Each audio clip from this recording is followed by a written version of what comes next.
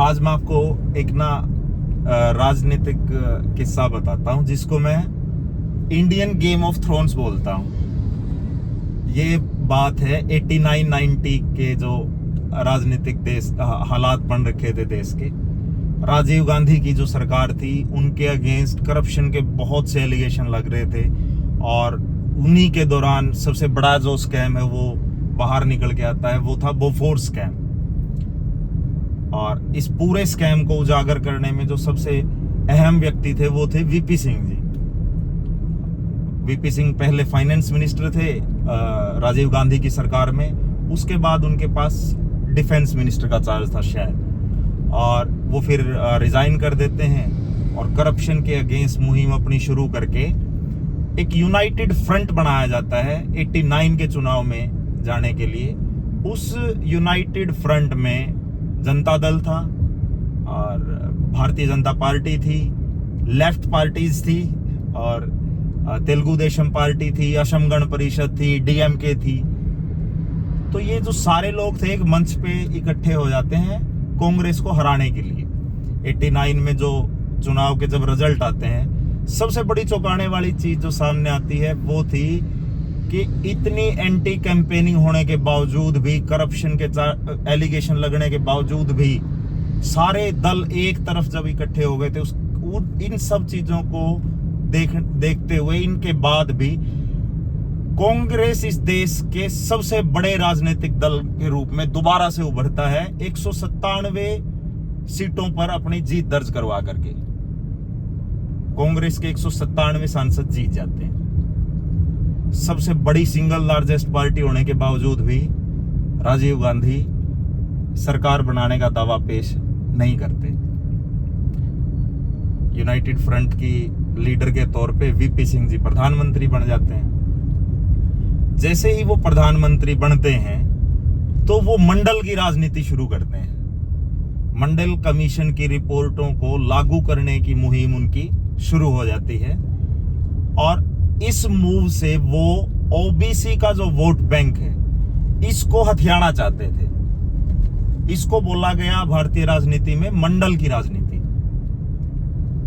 उसी सरकार का बाहर से सपोर्ट कर रहे थे हालांकि बीजेपी और लेफ्ट पार्टीज, लेकिन उसी सरकार का हिस्सा होने के बावजूद बीजेपी ये देखती है कि अगर मंडल की राजनीति से ओबीसी का जो वोट बैंक है वो हाथ से खिसक गया, उसके एवज में भारतीय जनता पार्टी के श्री लाल कृष्ण आडवाणी सोमनाथ से रथ यात्रा शुरू करते हैं इस मांग के साथ कि अयोध्या में राम मंदिर बनाया जाए। इसको भारतीय राजनीति में बोला गया कमंडल की राजनीति। तो मंडल और कमंडल एक दूसरे के पूरक हो गए।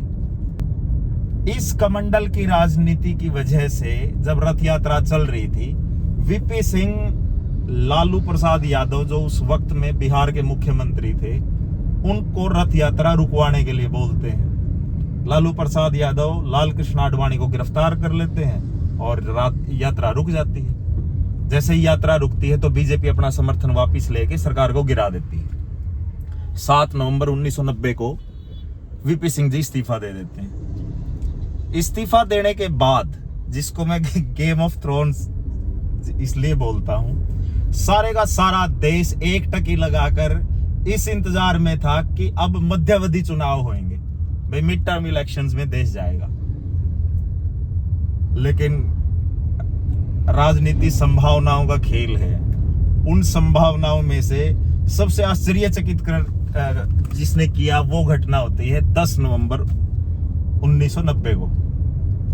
10 नवंबर 1990 को चंद्रशेखर जी जो जनता दल का एक धड़ा लेकर के अलग हो गए थे, मात्र 64 सांसदों के साथ अपनी अलग से पार्टी बनाते हैं। 64 सांसदों की एक पार्टी इस देश को प्रधानमंत्री दे देती है। राजीव गांधी जी चंद्रशेखर को प्रधानमंत्री बनाने के लिए तैयार हो जाते हैं, बाहर से समर्थन कर देते हैं। चंद्रशेखर जी 64 सांसदों के साथ प्रधानमंत्री बन गए, लेकिन माइनॉरिटी की गवर्नमेंट थी और मात्र 227 दिन जो चल पाई।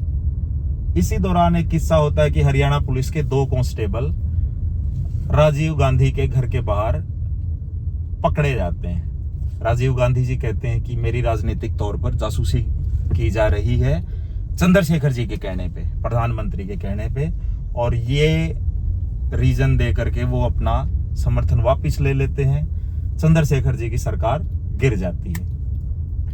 ये 16 महीने भारतीय राजनीति के ऐसे थे जिनमें वीपी सिंह का उदय हुआ, चंद्रशेखर का उदय हुआ।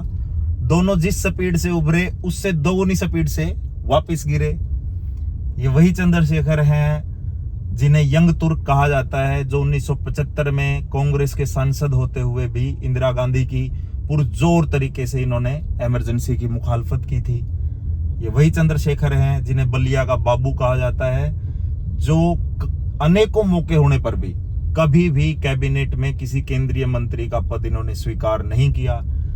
ये वही चंद्रशेखर हैं जिन्होंने कन्याकुमारी से लेकर राजघाट तक 4000 किलोमीटर की पैदल यात्रा पूरे देश की, यह बोलकर कि मैं राजनीति को धरातल से जानना चाहता हूं। इस तरीके से पूरा इंसिडेंट जो हुआ, दोनों का उदय और पतन, इन दोनों के राइज में और फॉल में जिस एक व्यक्ति का अहम हाथ था वो थे स्वर्गीय श्री राजीव गांधी जी।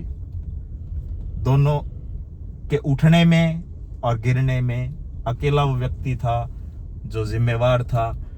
और चंद्रशेखर जी को जब प्रधानमंत्री बनाया गया, वो इस वजह से नहीं बनाया गया था कि भाई कोई राजीव गांधी को चंद्रशेखर जी से कोई प्यार है।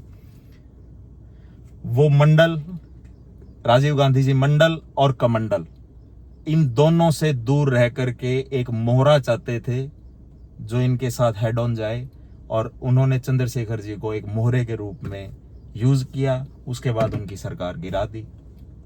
तो ये इस पूरे 16 महीने के इंसिडेंट को मैं इंडियन गेम ऑफ थ्रोन्स बोलता हूँ। जैसे राजनीति में बोलते हैं कि हर चीज संभव है। ये वही दौर था जब लेफ्ट और बीजेपी, जो विचारधारा के तौर पर एक दूसरे के कट्टर दुश्मन हैं, वो एक मंच पे एक साथ आकर के सरकार बनाते हैं।